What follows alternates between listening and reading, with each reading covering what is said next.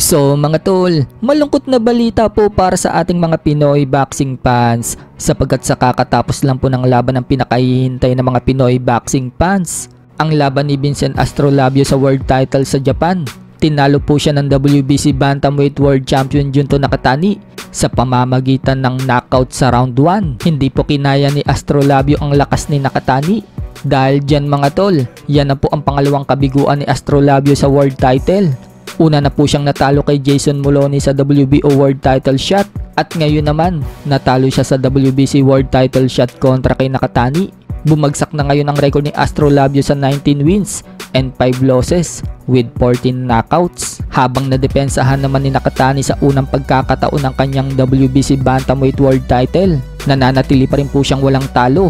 Umabante na ang record sa 28 wins, no losses with 21 knockouts. Sa kabilang banda naman mga tol, panalo naman po ang dating sparmate ni Manny Pacquiao na si American Alexis Rocha sa kakatapos lang din kanina ng laban nito sa Amerika.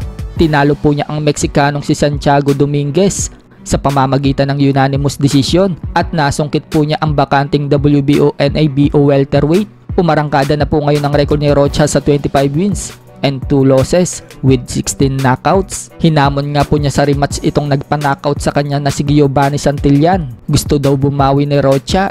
Speaking of Manny Pacquiao mga tol, sa susunod na linggo na nga po ang laban niya sa bansang Japan sa isang exhibition match kontra dito sa kickboxer na si Rukia Anpo.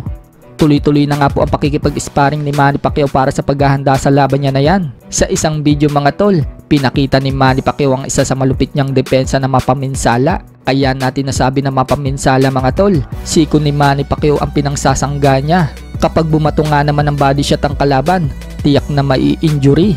Dahil sa siko ni Manny Pacquiao tatama yung suntok, kaya makikita din sa video mga tol na nasasaktan itong si Coach Buboy Fernandez. Marami din po ang naniniwala mga tol na ganyan ang nangyari kay Kit Turman. Nagkaroon kasi ng fracture ang kamay ni Kit Turman mga tol matapos ang labang kay Manny Pacquiao. Sa ibang banda naman mga tol, ang inaasahan nga po ng karamihan na negosyasyon sa pagitan ni Gervonta Tank Davis versus Vasily Lomachenko na balak gawin ng laban sa November mukhang napurnada pa. Dahil sa latest update sa kampo ni Vasily Lomachenko, sinabi po ng manager ni Lomachenko na si Egis Klimas na wala daw sa mood si Lomachenko na lumaban bago matapos ang taon na ito. Hindi daw motivation ngayon si Lomachenko. At dahil sa magandang panalo ni Lomachenko noong nakaraan dito kay George Kambosos Jr., gusto muna daw ibuhos ni Lomachenko yung time niya sa pamilya niya. At dahil sa balitang yan mga tol, sinasabi ngayon ng mga fans na mukhang natatakot daw si Lomachenko kay Tank Davis. Bagay na hindi naman sinang-ayunan ng mga expert dahil 6 na taon na daw hinahamon ni Lomachenko itong si Tank Davis. So baka ang mangyari dyan mga tol, humanap muna ng ibang kalaban si Tank Davis. At ayon sa mga expert mga tol, baka matuloy na daw ang laban ni Tank Davis at Shakur Stevenson.